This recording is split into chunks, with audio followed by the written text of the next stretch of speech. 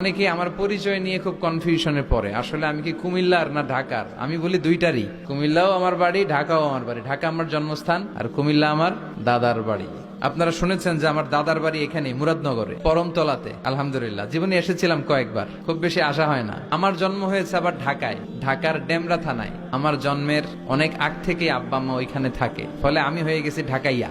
ঢাকাইয়াও হয়েছি, আবার কুমিল্লারও রয়ে গেছি, মানে কুমিল্লাতে আবার বিয়ে করছি। এই যে আমার নানা শ্বশুর, বিশ্বাবজুর হচ্ছেন আমার নানা শ্বশুর, আমার প্রিয় নানা ভাই। চমৎকার কথা বলছিলেন, খুব গুছিয়ে কথা বলেন, অল্প কথা বলেন, বেশি বলেন না, কিন্তু যেখানে বলা দরকার ওইটাই বলেন, যা বলা দরকার তাই বলেন, ঠিক কিনা? পীর হতে হলে এমন পীর হওয়া দরকার, যে কোনো পরিস্থিতিতে আমরা থাকি না কেন, বিপদে আপদে, সকালে বিকালে, শীতকালে গ্রীষ্মকালে আমরা কি পড়ব? আলহামদুলিল্লাহ পড়ব। এর কারণ চাহিদার কোনো শেষ নাই। যার আছে যত বেশি, সে চায় তত বেশি। দেখবেন যার সাইকেল আছে ও হুন্ডা চায়, চায় না? আরো নিচ থেকে যদি বলি, যার পা নাই ও চায় আল্লাহ আমার যদি দুইটা পা থাকতো। কথা বলেন। পা নাই এরকম লোক আছে না এলাকায়? সে হেঁটে যাওয়া লোকদের দিকে তাকিয়ে থাকে আর তার স্বপ্ন থাকে ওইটাই, আমার যদি পা থাকতো। হেঁটে হেঁটে হেঁটে যারা বাজারে যায়, স্কুলে যায়, কলেজে যায়, ওদের আফসোস যারা সাইকেল চালায় ওদেরকে দেখে, তাই না? সাইকেল থাকলে খুব ভালো হইতো, সাইকেল চড়ে চড়ে বাজারে যেতে পারতাম। সাইকেলওয়ালারও আফসোস আছে, সে আফসোস করে হুন্ডাওয়ালাদের দেখে, মনে মনে ভাবে যদি ভো ভো থাকতো, হ্যাঁ একেবারে যেতে পারতাম। হুন্ডাওয়ালাদের আফসোস হচ্ছে প্রাইভেট কারওয়ালাদের দেখে, ইস আমার যদি একটা কার থাকতো। যার কার আছে ও আফসোস করে, ইস আমার যদি একটা প্লেন থাকতো। যার প্লেন আছে ও বলে, ইস আমার যদি একটা কপ্টার থাকতো, if I had a copter, আমার যদি একটা হেলিকপ্টার থাকতো উড়াল মারতাম। কথা বলেন। তাহলে এই চাহিদার, ডিমান্ডের, হিউম্যান ডিমান্ডস এর কোনো শেষ আছে? যে এলাকার ছোট্ট মেম্বার, ওই মেম্বার ভাই চায় কি করে চেয়ারম্যান হওয়া যায়। কথা বলেন।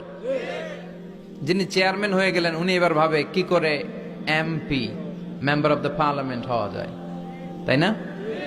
আচ্ছা, এমপি যিনি হয়ে গেলেন উনি আরেকটু উপরে যেতে চায়, ভাবে যদি একটু একটু যদি যাইতে পারি, একটা মন্ত্রণালয় যদি পাইতাম, হ্যাঁ মিনিস্ট্রি যদি একটা পেতাম, কতই না ভালো হতো। তো মন্ত্রী যিনি হইল উনি, ওনার অনেক শখ, ইস আর একটা জায়গা বাকি। হ্যাঁ কি নাম ওইটার? PM, prime minister. কিন্তু এই দেশে অসম্ভব। কথা বলেন। এই দেশে প্রাইম মিনিস্টার হওয়া যাবে?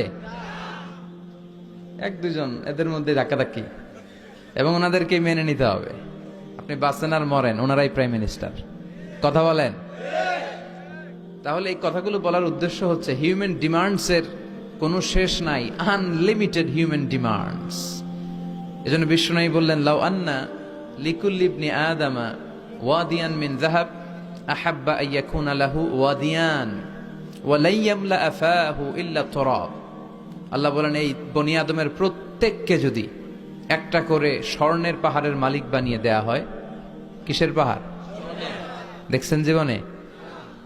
আচ্ছা, স্বর্ণের পাহাড়ের যদি মালিক বানিয়ে দেয়া হয়, আহাব্বা আইয়াকুনা লাহু ওয়াদিয়ান, একটা করে স্বর্ণের পাহাড়ের মালিক বানিয়ে দিলেও সে চাইবে কিভাবে আরো একটা স্বর্ণের পাহাড়ের মালিক হওয়া যায়।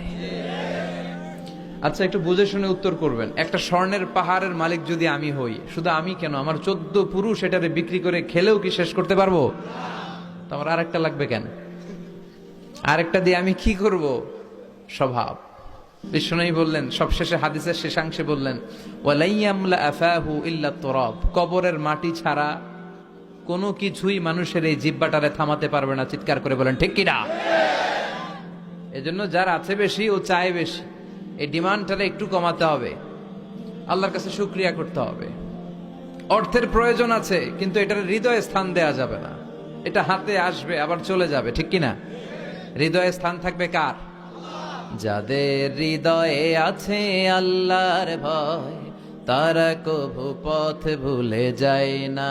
আল্লাহর প্রেম ছাড়া এই দুনিয়ায় কারো কাছে কোনো কিছু চায় না, ঠিক কিনা?